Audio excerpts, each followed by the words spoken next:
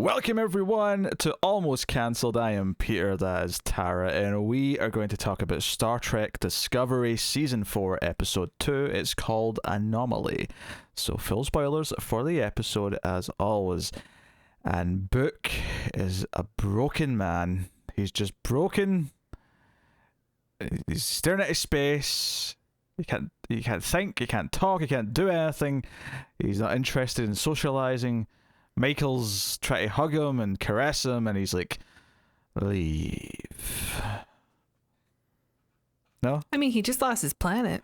He did just have his well, I can't even call it a Clark Kent moment, because Clark Kent didn't even know what happened to his home planet until he was a teenager. So it's it's not like he knew his planet. It's more no, this is if Clark Kent reconciled with his father and mother who shot him into space. And then his planet blew up. No. There's a better comparison, actually. It's Kara. It's Supergirl, because she did know her planet. She left when she was 13. So it's just more her. She knew her parents. I did see that movie. Yeah. She knew. Well, I'm not even thinking that. Well, the movie actually doesn't really do this. This is more. Well, I remember her being in TV. a pod, putting stockings on really slow and seductively while talking to a computer on her way to Earth. So she was a teenager in that. You're adding things in. There was no seductive. In fact, the reason why I know there's no seductive, because it's kind of comical how she just kind of fades into being in the outfit. There's no changing of clothes at all. Maybe I'm combining two movies together. You're combining a sexy scene from something else with Supergirl for some reason. I swore it started off that way. Anyway, edit that out. Maybe you're thinking the villain. I remember Faye Dunaway being kind of villainous sexy around. Mm-hmm. Maybe she was doing stuff like that. I don't know. Maybe. What a weird tangent to start on. But yes, Book's distraught because his home planet. Sometimes Poochie goes back to his home planet, and sometimes the home planet's not there to go back to. And that is indeed the case with this. So it's a very somber start to the episode. He's having these weird, PTSD, flashes back to his nephew and his brother. And the Federation, along with non-Federation members, are talking about this thing, this anomaly that's in space, which, at least to begin with, and the reason why I'm saying begin with is because it kind of feels that once they actually go and see it later in the episode, they kind of say that everything they thought they knew was thrown out the window. But they at least started off by saying that they think it's two black holes swallowing each other and traveling through space. But the jury's maybe a little out on it for now, because when they actually go to see it, not only is it different from what they thought readings wise, it's also changing direction at a certain point. That's the big ending cliffhanger. So we'll talk about that in a bit, but yeah. So yeah, a lot of them dealing and talking about what to do about this and going out to try and figure out what it is. I did kind of like the discussion of well, where's it heading? Oh shit, it's going towards this system. Let's start evacuating every single planet that's got life on it within a certain radius. And so I like the practicality of dealing with this big thing. Yeah, plus having a bunch of people representation there of not just Starfleet but other factions. Then they are bringing up the fact that people still don't really trust us right now, and after this whole burn incident. Well, they've been back for what, a few months? I mean, it's not exactly a long time yet. And I don't know how many times you've had to deal this in your rewatch or your first time watch of Next Gen and stuff, but getting people to evacuate a planet is not as easy as it should be. We literally just did an episode on Next Gen where the perfect society with the gene pool that was designed to be perfect didn't want to leave and intermingle with the crew. So right, yeah, it happens a lot. Well, you always send Data, and Data takes a whole episode to learn the culture and forget who he is. So it's a whole thing. Yeah, so that's obviously the main goal of this episode, is the Discovery sent out to try and get some data, to get some readings, and so they can make decisions, figure out what it is, try and predict it better. They know it's 5 light years long, which is enormous. That is unfathomably big. That is what the celestial being said, I guess. I don't know. There was a joke in there somewhere. Oh, a dick joke? I was trying to turn the 5 light years into a dick joke. Yes, that is exactly what I just tried to do. I think it was an admirable failure. Okay, admirable failure. Yeah.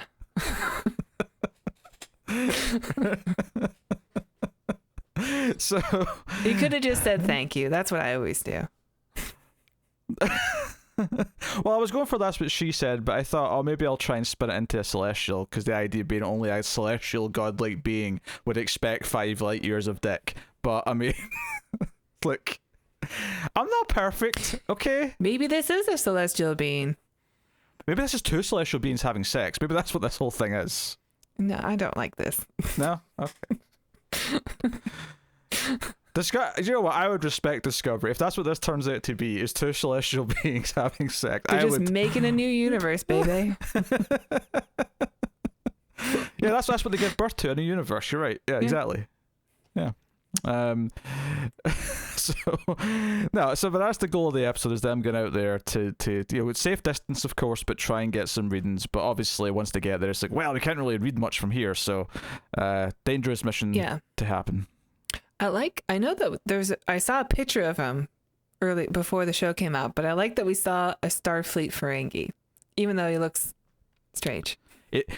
I'll be honest, I kind of saw him and went, oh, that was kind of like a Ferengi, but I think it's a different species. And I was going to ask you about what species it was. I think they're just updated. Okay, just updated Ferengi. I wonder if they still have butt heads, because you can't really tell from the front. It's a good question. I don't know. I don't know. Suru's back.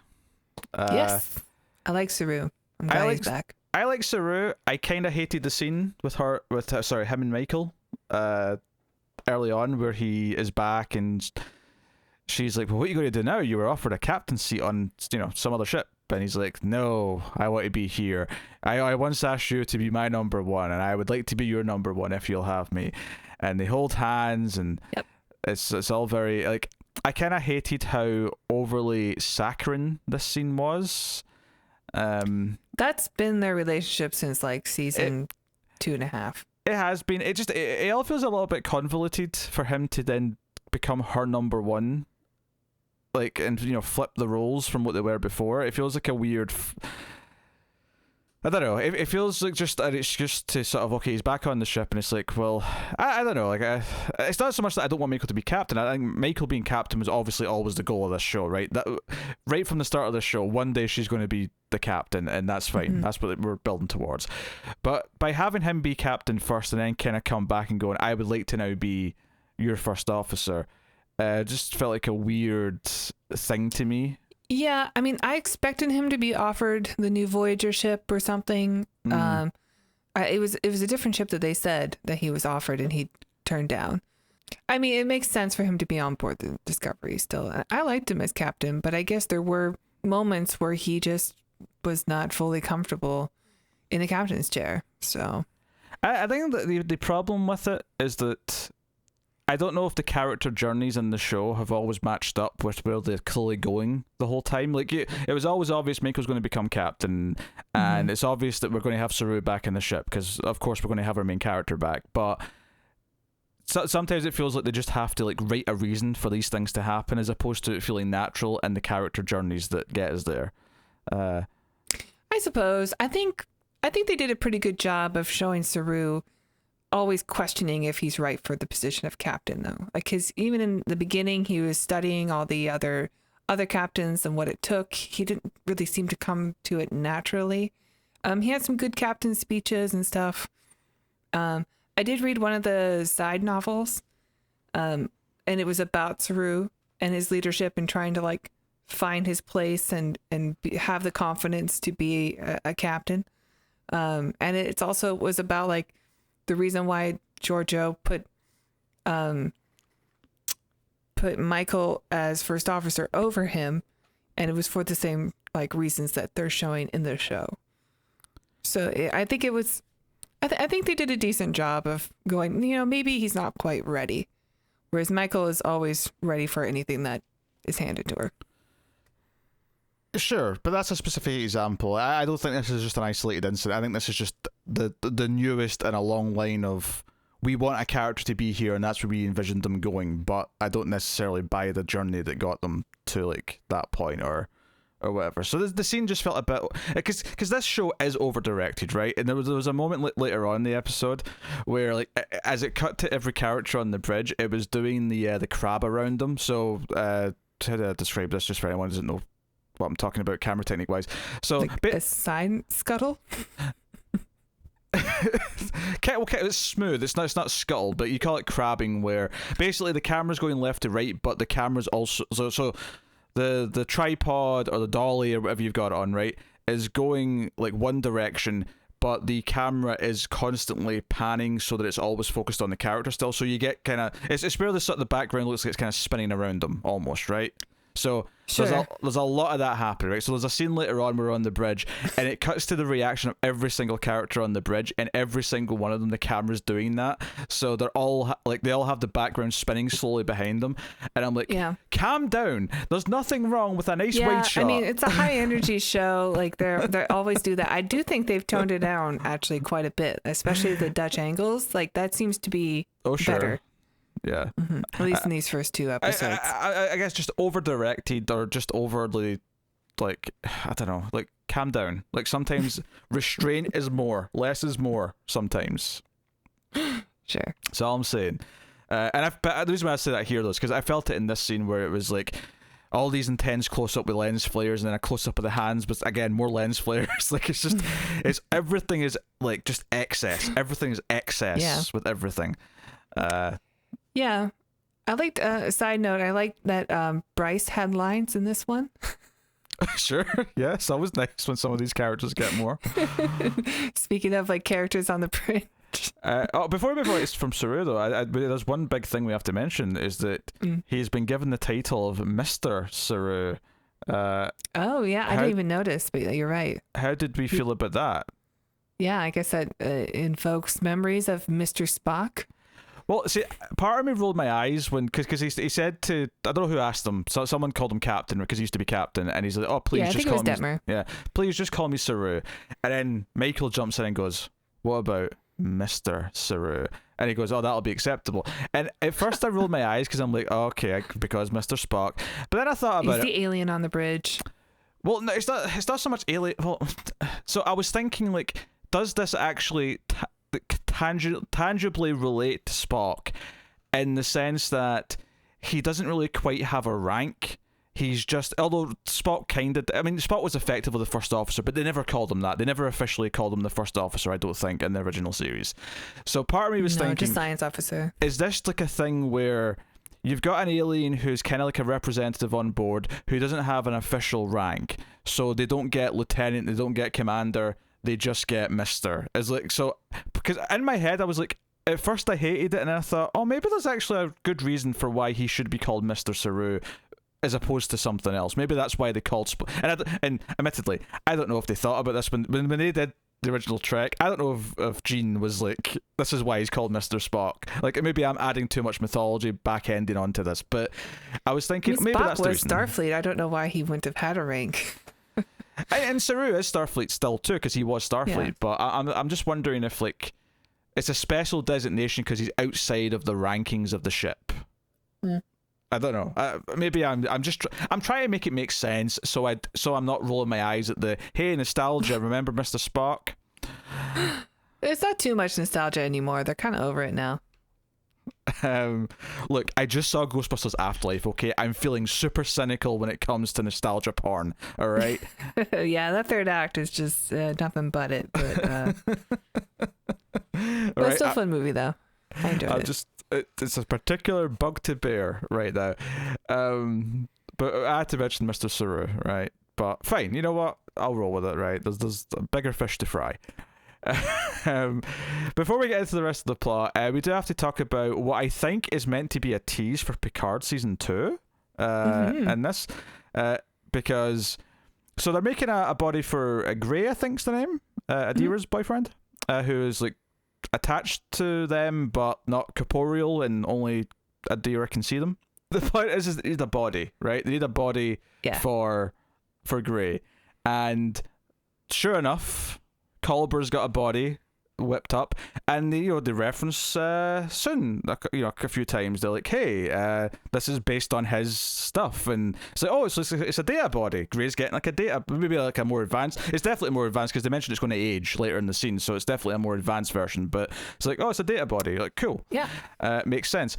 And he name drops Picard. He says that transferring the high personnel to android bodies so they could like be around and give their expertise for longer was attempted many times, but it never had good success. They tried it a lot with a captain, a Picard, I think was his name. They kind of, and I'm like, wait, I thought I didn't.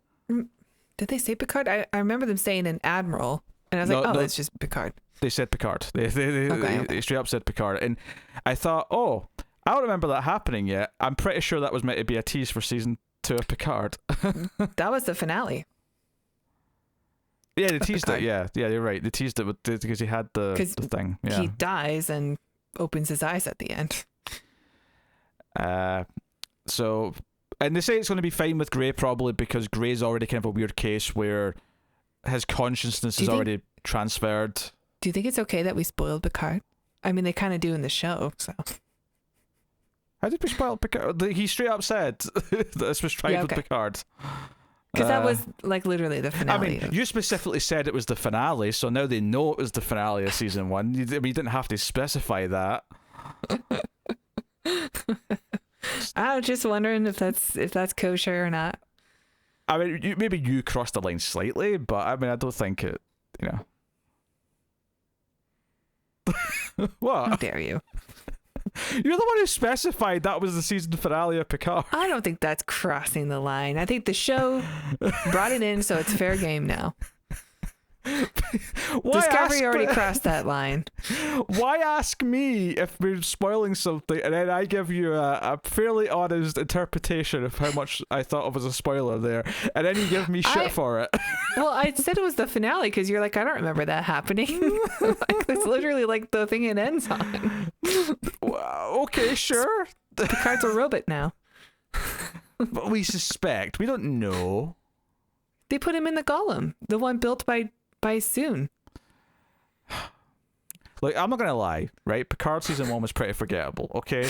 Right? I remember them going to see human data and like stuff, and I remember there being a really like bad actor doing a Romulan. And the sliding, they were sliding on the Borg cube, like the floor. There was like a scene where he was sliding on the floor, and it was like, hey, isn't he having a romantic moment or something stupid? I don't know. Yes, and speaking of, maybe might be some romance with 7 of 9 in that. There were some sparks. Was there? Yes, but I won't say any more. You've already spoiled too much. Yes, keep it. Let's keep it. I thought Picard was pretty good. 10 out of 10. Yes, but it's definitely worth mentioning that the intent. I'll say this: I kind of like the tease as a tease, in the sense that this is not shoehorned in to have a tease because they've been building to Grey needing a body since the start of last season, so it doesn't feel like this was all designed so they could have this tease. It felt like a natural fit with what they were doing anyway, so it didn't feel forced, and I think that's the important thing here, because I think a lot of the things this show does feels forced. This did not feel forced, so fair play.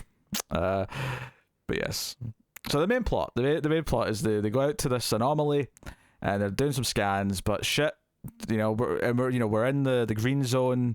We can't get anything. Well, we could get some scans from in that part, like nearer, to the, not in it, but like nearer to it. It's like, oh, but that's the yellow zone, and I'm thinking, don't go any further. You may get the brown zone, and we know from Babylon 5 the brown zone's not a good place to be.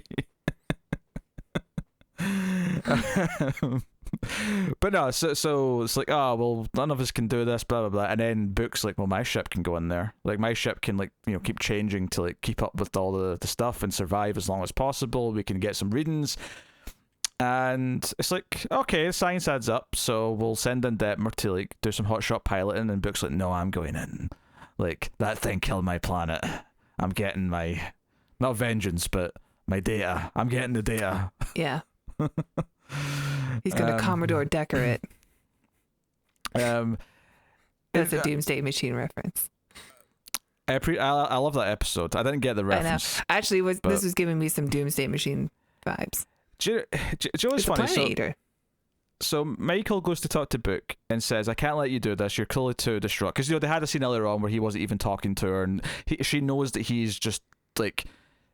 It's not even just like someone's just died. Like this is like his entire planet just blew up, including his family. He is like uncategorically devastated. Like they probably don't even have a like if there's a scale that a therapist has for how much grief you're in, I don't think the scale has this on it, right? This is bigger. Plus Michael's really close to him, so like she's gonna know that he's not okay. Precisely. That said though, I did kind of love that when he says he needs to do this, and he's like, "I can't let you do this," and he's like, "If you were me, you would just do it." And I'm like, yep, she's proven time and time again that she would not listen to the captain and she would just go and do it. That was kind of her whole thing for seasons. I mean, like, he is the obvious choice because he knows how to fly that ship, and he even though Detmer's a hotshot pilot, this is still very new technology. Yeah. So it makes sense that he would go. Although it is kind of weird that it didn't bring up that Detmer did fly it last season. Yeah, she did fly it before. Yeah. So she does have some experience with it. I mean, don't get me wrong, he's been flying it a lot more than she has. He definitely is more comfortable with it, but I'm surprised that she wasn't still there. Like, yeah, I thought she would be the co-pilot as well, but I guess not. So he insists. Michael goes to Suru for some advice, and he's like, well, yeah, obviously there's good reasons why you shouldn't go, but at the same time, he is still kind of the best person for the job. So maybe you need to kind of give him a bit of faith and trust him and let him do it. But sure enough, he does like have these moments when he's flying inside there and he's like zoning out and seeing his dead nephew and like having all these moments. And like, if I'm going to critique this episode, right, beyond just the general over direction and stuff that I normally would critique Discovery for, is I do think they hit you over the head with how like sad he is. Like in this episode, there's a moment early on where Michael's trying to hug him and he's just staring dead ahead and not blinking, and I'm like, okay, this is maybe like, I'm just asking for a little more subtlety. Like, that's all. Hey, he's in a deep depression right now. There's a lot of things going through his mind. Yeah, but people are constantly talking about how he's feeling. It's just it's overly. It's just about overdone. That's all I'm saying. It's just a little overdone.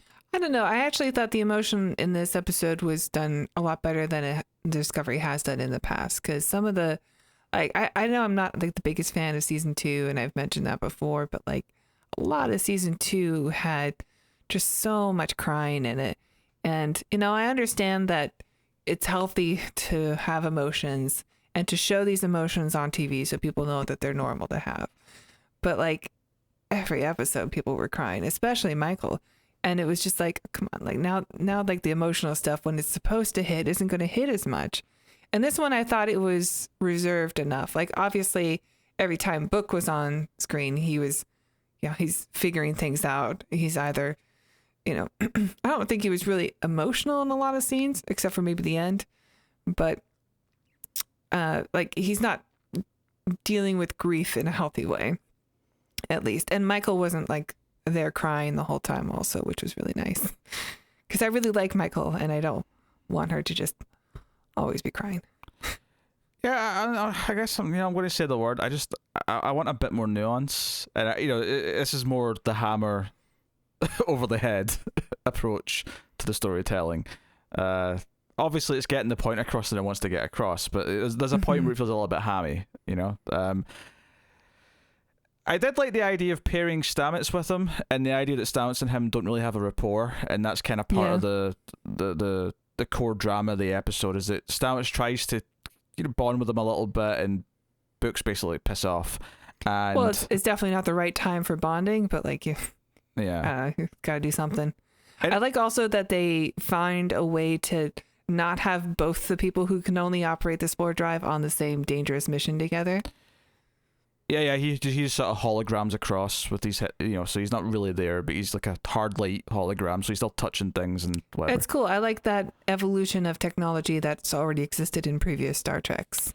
Yeah. The question though, couldn't they just do that with Book as well, and he could fly the ship that way? I don't know. I don't know if there's limitations. Because if he can still touch things, then, like, you know. I'm not sure. Yeah, that's just a thought. I mean, the idea here that I really like, right? The thing that tracks for me here is that Stamets ultimately kind of breaks through to him a little bit, because eventually he says, "Thank you for saving my family," because that was something he did last season. Is Book using the spore drive is kind of what saved everyone he cared about, and he thanked him for that. And I think that was a smart tack to take with the writing, in the sense that Book right now feels like he failed to save his own family, and he failed to save his own people, but primarily his own family, because that's who he knew, that's who he cared about. And by having someone else come in and say, "Thank you for saving the people I care about," it lets Book know that he's actually done some good. So it's not, because obviously throughout the episode he's really made it clear that he wants to help save future people, that he doesn't want this to happen to anyone else. And him hearing that he's already accomplished this before, and that he is important to other people, that he has achieved things, and that he's not always a failure, is something that's really important for him to hear. I think that's quite smart. I love that you used that tact. I almost wish they just like I say, I wish they held back a little bit with just how aggressively like dicky he was to everyone. And then when it got to like, because I think this moment where Stamets finally kind of like just is honest about what he wants to say to him, like, it stops being like, "Oh, this is awkward and we don't know how to talk to each other," and this and that. I think if it had just felt a little bit more awkward and tense between them until he eventually came out with what he actually like really felt like he needed, just in case Book was going to die, because that's ultimately why he says it, is that Book might be about to die, and he finally says it, and that's what breaks through to. I think that moment would have sung even more if it wasn't so hell-bent on like them constantly talking about Book's feelings and why he's feeling this way right now, and constantly reminding us that he is in a bad place, and him constantly having these flashes of dead people around him. I think Stamets was starting to realize that this was a suicide mission for Book, and I think that's why we get hammered with all the images and stuff, because he's essentially there by himself, and he fully expects to not survive this, and I think he misses one of his opportunities to leave on purpose, and I think Stamets is picking up on that. So I think that's why it happens. That's speculation, though. I don't think the episode confirms that he did that intentionally. Like, I'm not saying you're wrong. But I'm saying the episode doesn't say that definitively, that he did that on purpose. That's what I picked up from the episode, just from all the stuff they were showing me. I mean, he is going through some, dark grief right now. All that's fine, but it's the execution. I think you can accomplish what you're saying that Stamets realized without everything we had to see in this episode. Oh, I think that's also the reason why Stamets says, like, I can't transmit this back to Discovery. Like, this is all on your ship. So if you want this information to get back to Discovery, you're gonna have to survive. Because I think you're right. I think you're right, and I think that's again smart. I'm saying that all of these things can be achieved without the heavy-handed approach to like constantly telling us how Book's feeling, and him constantly staring into space, and just, I think the writing is just a little bit. Do you know what it is? There's good ideas in here, and I think the Stamets relationship with him was the right like thing to explore at this time, and the right person to get through to him. I think those are smart decisions, but there is a lot of the writing and the emotion that feels like a CW show, right? That's what it reminds me of. Whenever people start talking about their feelings, or start talking about how someone else is, there's a lot of like speeches about things. There's a lot of speeches about other people, and not in the good way of Picard, where it's like a moral debate, and he gives a great speech about how we have to consider this and the importance of our morality. It's not that type of speech. It's sort of speeches about other characters and how they feel and why they feel about the way they feel. But there's a point where it means more to us if we can just see, feeling like get it from the performance, get it from small hints and details, and get it from just not being told repeatedly that someone's not okay. We don't have to hear Michael say that he's not okay 10 times in this episode. We can see that he's not okay. Execution. I mean, I don't think it was that bad, but I mean, I understand what you're saying. I think that I still think it's done pretty well, and I actually think they held back a lot more than they have in other episodes. I mean, perhaps a low bar, though. It's like, if it could have been a lot better. I guess is ultimately what I'm saying. It could have been a lot better. I mean, for what the show has established and what it is, I think it's pretty good. Sure. it was okay. It was just okay. All right. Yeah. I mean, I was getting the whole idea of him going on a suicide mission basically when he took the mission. And I think no, I agree. I got that too. Like I'm not disagreeing with any of these concepts. I'm not arguing concepts here or like choices. I'm arguing execution. That's Okay. why I'm arguing here. And because of the execution, I don't think it was anywhere nearly as effective as it could have been. So when Stamets says what he says, right, about saving his family, and it's a nice moment, instead of like let that moment hitting me emotionally like it should be, instead I sort of just went, oh, that was a nice idea. Like, you know, I appreciated it like from an objective intellectual point of view rather than actually feeling the emotion of the scene, because it worked on me, because the episode had like got me to that point. Mm-hmm. You know what else worked for me? The privacy call I thought was kind of cool. Like you could have a private channel for the captain can have a private channel from their chair, and it's just a bubble that appears. And then when she does speak to him, like it is a very like sweet and emotional way, and she's not like overly emotional. She's just like, you know, telling him what he needs to hear. And I thought that scene was really nice also. It was okay. And I like that they have privacy bubbles. I'm cool with them having the privacy bubble. I thought the dialogue itself was just a little bit like, it was like everything you expected her to say. Well, it was, Suru had given her the, you know, I don't think he needs to hear from a captain right now. He doesn't need orders. He needs to hear from. I like that. I just didn't like her actual dialogue though. I thought it was just like the most generic, like you couldn't have saved them. You couldn't have, like, it was all the exact same things that we've all been thinking the whole episode. Like, it was 101.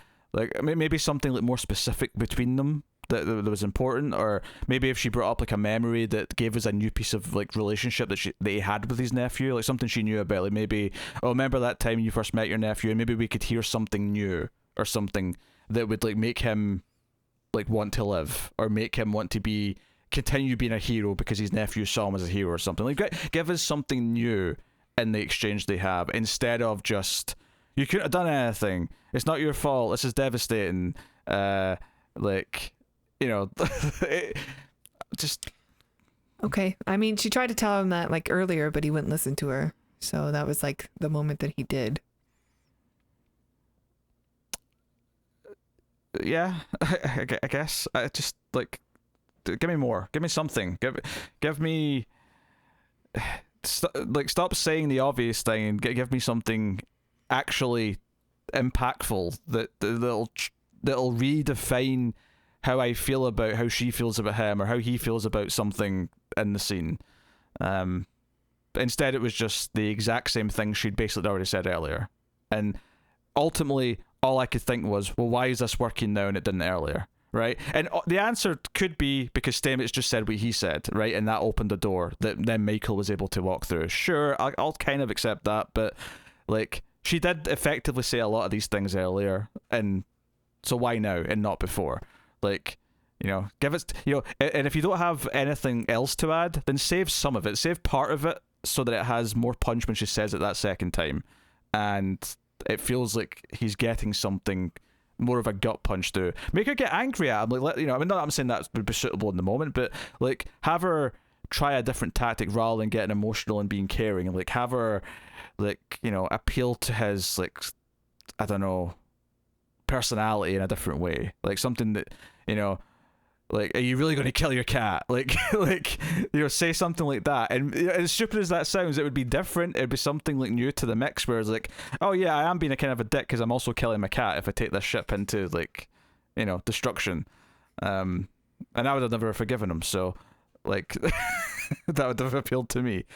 But just something, you know, give me some to put a new layer into the thing that actually works and snaps him out of it and makes him want to live. It makes him want to come back. It didn't do that. Okay.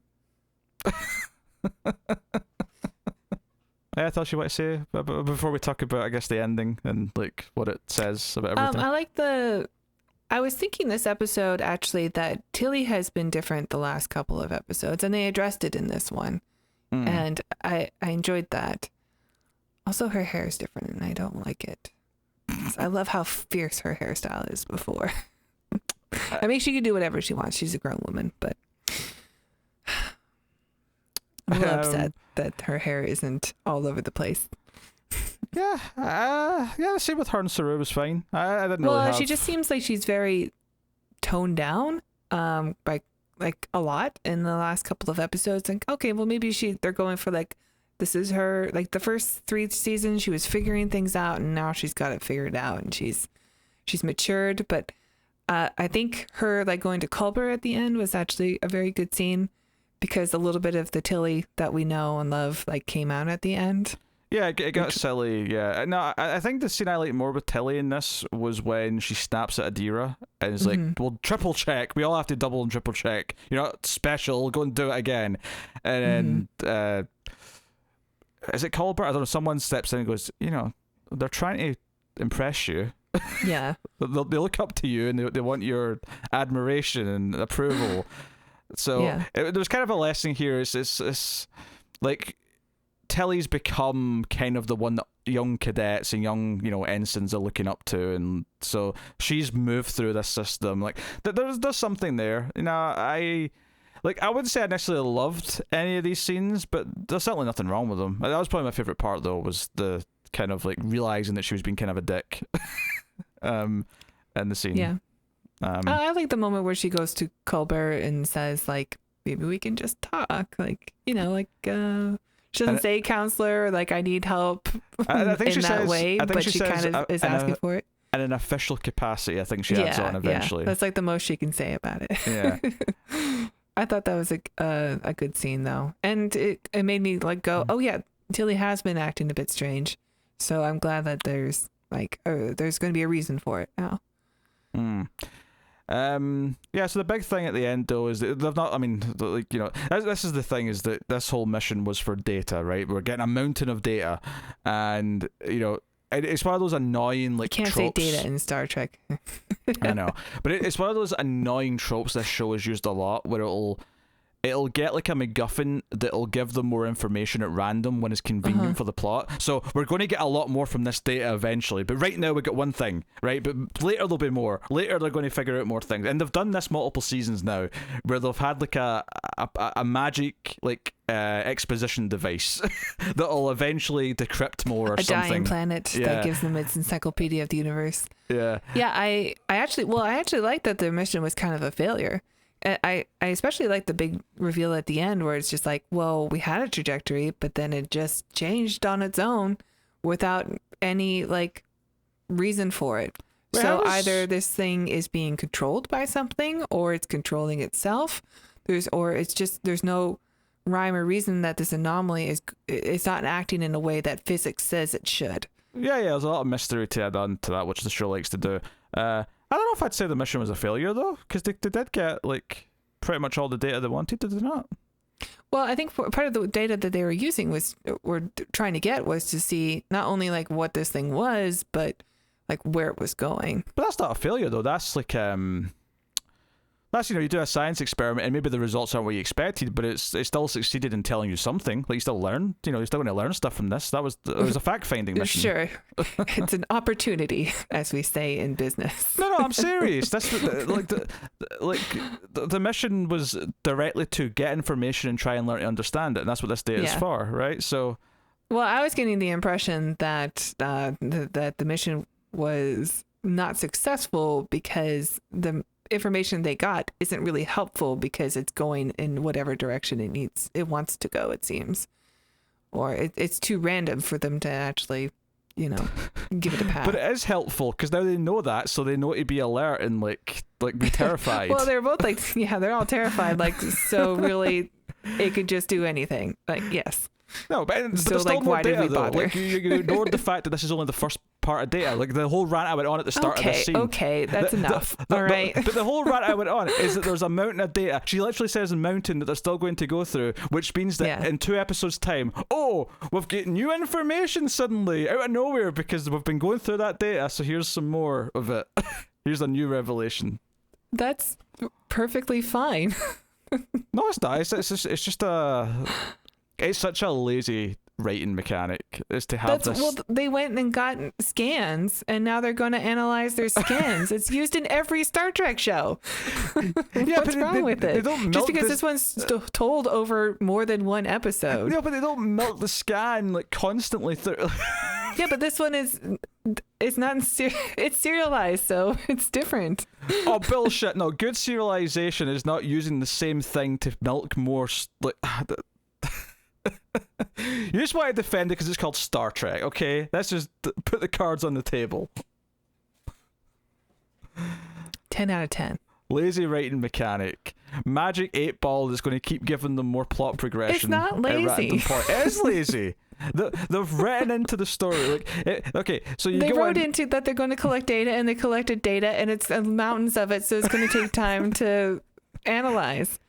Like if this was TNG, it would have happened at the end of the episode, but this one is longer, so it's going to happen like 2 or 3 episodes from now, or maybe the finale. Yes. They said it was mountains of data, so they could conveniently, as much as they want, throughout the storytelling, keep figuring we can out move more on things from from this. it. I got your point. It's over. You're just a jerk. I'm sorry. I'm sorry. I have standards. This is why I'm on this show, all right? Because it would just be me ripping apart Discovery and how the writing. Someone needs to stand up to you in your pessimism and your cynicism. Especially a good, heartful show like this. Oh, this one was a little bit too hard. I felt like the people were far too happy. I mean, obviously not at the very end because they got this bad news that this thing could like make a U-turn and like go after any planet at any time, but like everyone was having all these happy moments like right before that though. Like everyone was having these little saccharine moments. Were they? This is a really depressing episode for a lot of characters. Oh no, because like like Stamets and Culber hug when he takes off the hologram thing, and I'm like, why are you hugging like you almost died? He didn't almost die. It was fine. Like it was a hologram. Because he opened up. He opened up to Book about you know what he went through, and Culber was technically right there next to him the whole time. We never actually mentioned that whilst they were waiting for them to like fly through the sort of the yellow sector right of this thing, they were having weird anomalies themselves where the gravity was like shooting them up into the air and they were floating for a bit and then falling down, and no one can analyze what happened because no one can reach the controls. Actually, there's a couple of directions that I did really like in this, and one of them was we get a different perspective of the actual going into the spore jump, because you actually the ship stays still. Normally we see the Discovery spin around and then it disappears into another location, but this time the ship is still and the universe is spinning. Are you all right? Yeah, what does R2D2 think of this? Oh yeah, my cat is activated the Christmas tree. I thought that was really cool, and then I thought the scene where Stamets is like talking to Culber and having this like moment with him before like he goes into, and then all of a sudden Culber just like turns to Book. I thought that was a good moment. He's like, oh crap, I'm here. So we'll see what episode 3 brings. Thank you very much for joining us. You can of course support everything we do by liking, subscribing, dinging the bell for notifications in the comments below. Wait, ding the bell for notifications in the comments below. That made no sense. Ding the bell for notifications. You can also let us know what you think in the comments below. And of course, you can support us over at patreon.com for some monies for as little as $1 per month and keep all the content coming. So thank you very much for joining us. We always appreciate it. Keep watching Star Trek. And I'm doing a slightly different outro here. I'm forgetting this is a regular, like, contemporary, almost cancelled. Keep watching TV. Have you got any vanilla?